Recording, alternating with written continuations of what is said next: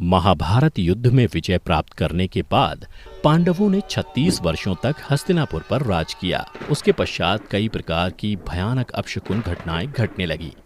भगवान कृष्ण को गांधारी के द्वारा और उनके पुत्र शांब को ऋषियों से मिले श्राप के कारण यदुवंशी आपस में लड़कर समाप्त हो गए। फिर बलराम ने समाधि धारण कर अपने प्राण त्याग दिए। उसके बाद एक शिकारी द्वारा चलाए गए वाण से श्री कृष्ण ने भी देह त्याग दी। उधर इस बात की सूचना जब पांडवों को मिली तो उन्होंने भी द्रौपदी सहित परलोक जाने का निश्चय किया और फिर सशरीर स्वर्ग की यात्रा के लिए प्रस्थान कर गए। लेकिन दर्शकों, क्या आप जानते हैं कि इस यात्रा में युधिष्ठिर को कई परीक्षाओं से होकर गुजरना पड़ा था? अगर नहीं तो इस कथा को अंत तक देखें।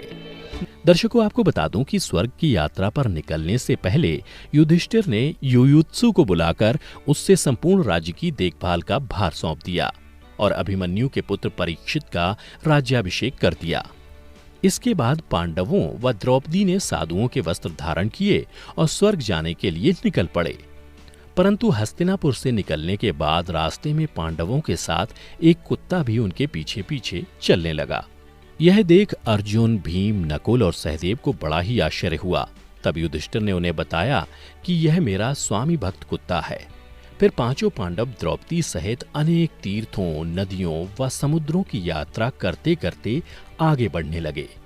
फिर एक दिन वो सभी चलते चलते लाल सागर तक आ गए। परंतु अंतिम यात्रा के समय भी अर्जुन अपने गांडीव धनुष व अक्षय तरकशों के लोभ का त्याग नहीं कर पाए थे, जिस कारण लाल सागर के पास अग्निदेव प्रकट हुए और उन्होंने अर्जुन से गांडीव धनुष और अक्षय तरकशों का त्याग करने को कहा।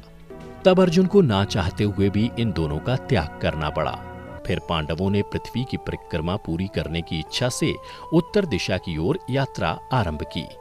इस तरह यात्रा करते करते पांडव हिमालय तक पहुंच गए, जहां उन्हें केदारनाथ में शिव के दर्शन हुए और उन्हें बंधु बांधवों की हत्या के पाप से मुक्ति मिली। फिर भगवान शिव ने उन्हें स्वर्ग का मार्ग बताया था। पांडव आगे बढ़े तो उन्हें बालू से भरा समुद्र दिखाई पड़ा। इसके बाद उन्होंने सुमेरु पर्वत के दर्शन किए।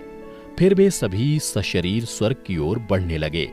तभी इंद्रदेव वहां प्रकट हुए और उन्होंने पांडवों से कहा, मैं तुम लोगों को लेने आया हूं। तब युधिष्ठिर ने कहा, प्रभु क्षमा करें, हम लोग आपके साथ स्वर्ग नहीं जा सकते, क्योंकि हम सभी मनुष्य हैं और हमारे लिए अपने बल पर ही स्वर्ग तक की यात्रा करना उचित होगा।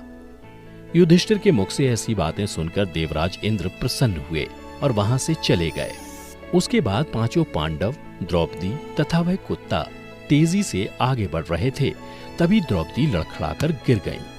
यह देख भीम ने युधिष्ठिर से पूछा कि द्रौपदी ने कभी कोई पाप नहीं किया, तो फिर क्या कारण है कि वह सबसे पहले नीचे गिर पड़ी? तब युधिष्ठिर ने कहा कि द्रौपदी हम सभी में अर्जुन को सबसे अधिक प्रेम करती थी, इसलिए उसके साथ ऐसा हुआ। ऐसा कहकर युधिष्ठिर द्रौपदी को देखे बिना ही आगे बढ़ गए। फिर थोड़ी देर बाद सहदेव भी गिर पड़े।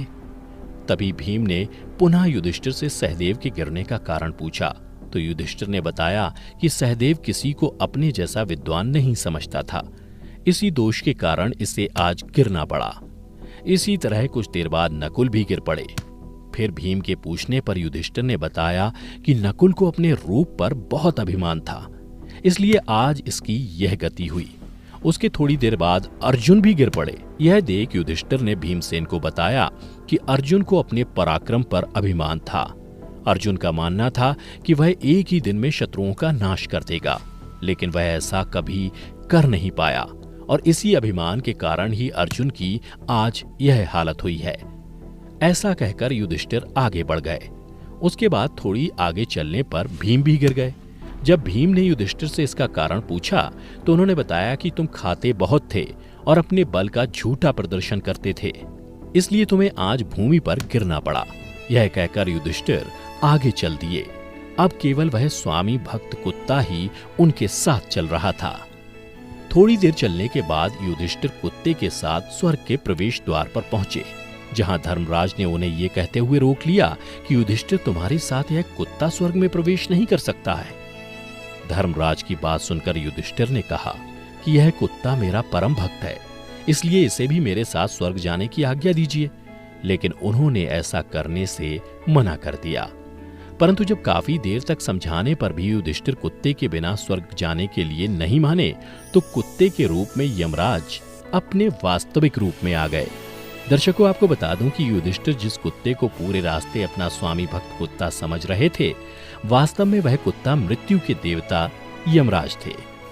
युधिष्ठिर को अपने धर्म में स्थित देखकर यमराज यानी धर्मराज बहुत प्रसन्न हुए। इसके बाद धर्मराज युधिष्ठिर को अपने साथ स्वर्ग ले गए। परंतु स्वर्ग पहुंचकर युधिष्ठिर को यह देखकर बड़ा ही आश्चर्य हुआ कि वहां दुर्योधन एक दिव्य सिंहासन पर बैठा है, जबकि उनके चारों भाई और द्रौपदी वहां नहीं हैं। तब युधिष्ठिर ने देवताओं से कहा कि मेरे भाई तथा द्रौपदी जिस लोक में गए हैं, मैं भी उसी लोक में जाना चाहता हूँ। मुझे उनसे उत्तम लोक में नहीं रहना है। तब देवताओं ने कहा कि यदि आपकी ऐसी ही इच्छा है तो आप इस देवदूत के साथ चले जाइए, यह आपको आपके भाइयों के पास पहुंचा देगा। युधिष्ठिर उस देवदूत के साथ चले गए। उसके बाद देवदूत युधिष्ठिर को ऐसे मार्ग पर ले गया जो बहुत ही दुर्गम और खराब था। उस मार्ग पर चारों ओर घोर अंधकार फैला हुआ था। सभी ओर लाशों का अंबार लगा हुआ था जिनसे दुर्गंध आ रही थी। इसके अलावा लोहे की चोंच वाले कौवे और गिद्ध मंडरा रहे थे। वह असिपत्र नामक नरक था। वहां की दुर्गंध से तंग आकर युधिष्ठिर ने देवदूत से पूछा कि हमें इस मार्ग पर और कितनी दूर चलना है और मेरे भाई कहाँ हैं? युधिष्ठिर की बात सुनकर देवदूत बोला कि देवताओं ने कहा था कि जब आप थक जाएं तो आपको लौटा लाऊं। यदि आप थक गए हों तो हम पुनः लौट चलते हैं। युधिष्ठिर ने ऐसा ही करने का निश्चय किया। परंतु जब युधिष्ठिर वापस लौटने लगे तो उन्हें दुखी लोगों की आवाज सुनाई दी। वे युधिष्ठिर से बार बार कुछ देर और वहीं रुकने के लिए कह रहे थे। उन करुण आवाजों को सुनकर युधिष्ठिर ने जब उनसे उनका परिचय पूछा तो उन्होंने कर्ण, भीम, अर्जुन, नकुल, सहदेव व द्रौपदी के रूप में अपना परिचय दिया। तब युधिष्ठिर ने उस देवदूत से कहा कि तुम पुनः देवताओं के पास लौट जाओ। मेरे यहाँ रहने से यदि मेरे भाइयों को सुख मिलता है तो मैं इस दुर्गम स्थान पर ही रहूंगा। उसके बाद उस देवदूत ने ये बात जाकर देवराज इंद्र को बता दी। फिर कुछ क्षण पश्चात सभी देवता भी युधिष्ठिर के पास आ गए। देवताओं के आते ही वहां सुगंधित हवा चलने लगी। चारों ओर उजाला हो गया। यह देख युधिष्ठिर ने देवताओं से पूछा कि हे देवगण, मुझे पहले यह बताइए कि ये सब क्या है। तब देवराज इंद्र ने युधिष्ठिर को बताया कि तुमने अश्वत्थामा के मरने की बात कहकर छल से द्रोणाचार्य का वध करवाया था। इसी परिणाम स्वरूप तुम्हें भी छल से ही कुछ देर नरक के दर्शन करने पड़े। अब तुम मेरे साथ स्वर्ग चलो, वहां तुम्हारे भाई व अन्य वीर पहले ही पहुंच गए हैं। उसके बाद देवराज इंद्र के कहने पर युधिष्ठिर ने देव नदी गंगा में स्नान किया।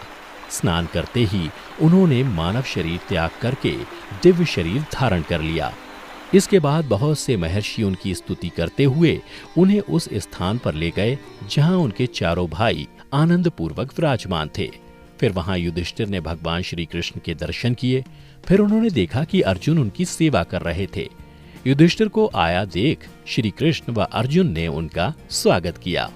उसके बाद युधिष्ठिर ने देखा कि भीम पहले की तरह शरीर धारण किए वायु देवता के पास थे। कर्ण को सूर्य के समान स्वरूप धारण किए देखा और नकुल व सहदेव को अश्विनी कुमारों के साथ देखा।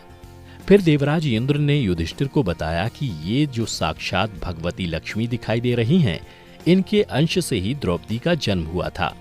इसके बाद इंद्र ने महाभारत युद्ध में मारे गए सभी वीरों के बारे में युधिष्ठिर को विस्तार पूर्वक बताया। इस प्रकार युधिष्ठिर अपने भाइयों व अन्य संबंधियों को वहां देखकर बहुत प्रसन्न हुए। तो दर्शकों, आशा करता हूं कि आपको महाभारत से जुड़ी ये कथा पसंद आई होगी। अगर पसंद आई हो तो ज्यादा से ज्यादा लाइक और शेयर करें।